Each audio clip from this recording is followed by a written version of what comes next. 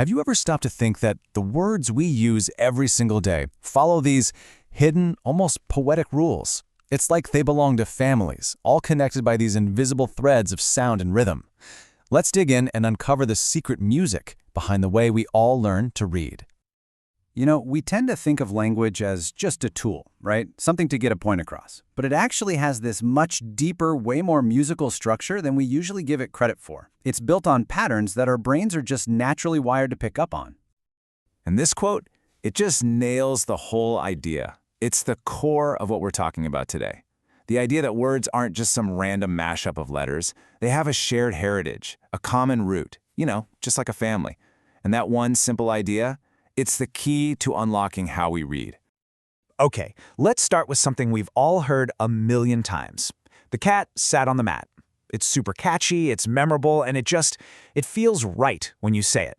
But have you ever wondered why it sticks in our heads so easily? Well, the magic isn't really in the words themselves, but in the relationship between them. So now we're going to decode the very mechanism that makes this simple little rhyme work so perfectly. So take a look. What's the hidden pattern that connects cat, sat, and mat? It's something you actually hear before you even see it on the page. It's that shared sound, that little echo that ties them all together. And there it is. The secret is the word family. See, these words aren't just rhyming by accident. They're part of a totally predictable system. A word family is just a group of words that share the exact same ending pattern and, this is key, the same sound. You can think of this as the family's last name. The at sound is the shared root. It's like the core DNA that every single word in this family carries. This ending piece is what's technically called the rhyme, and it's our anchor for everything else. All right, now let's build our first family member. We take a beginning sound, the onset, in this case it's C, and we just plug it into our family root, at. And what do we get?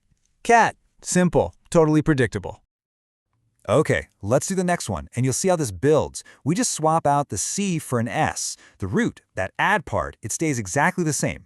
The result? Sat. You can almost feel the rhythm building here, can't you?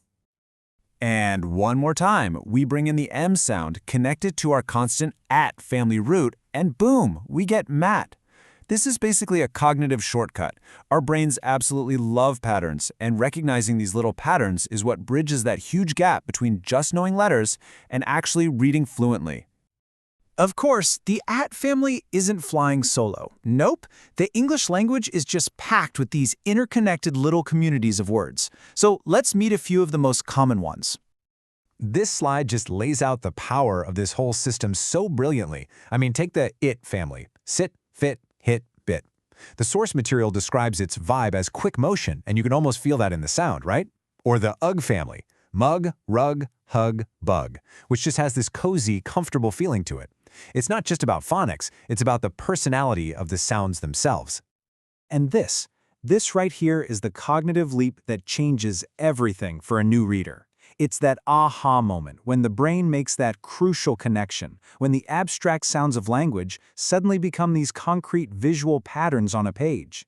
You stop decoding letter by painful letter, and you start seeing whole chunks, whole families.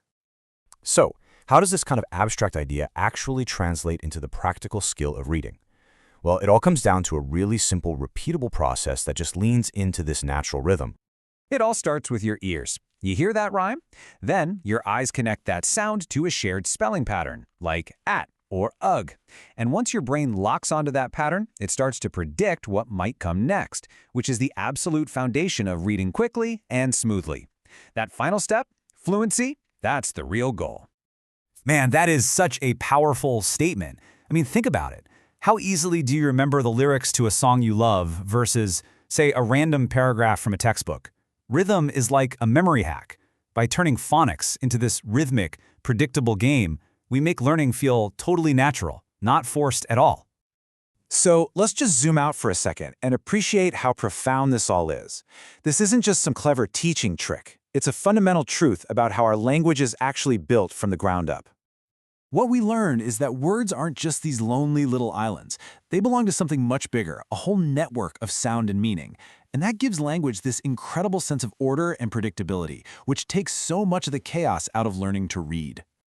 And I think this is just the perfect way to wrap it all up. Just like in a family, right? You can have all these different first names, the onsets like C or M or P, but everyone shares that same family name, that same root. It's just a beautiful metaphor for how interconnected language really is. You know, once you start seeing these patterns in words, you kind of start looking for them everywhere. In music, in nature, even in our own daily routines. So I'll just leave you with this question. What other hidden rhythms are out there shaping our world, just waiting for us to find them?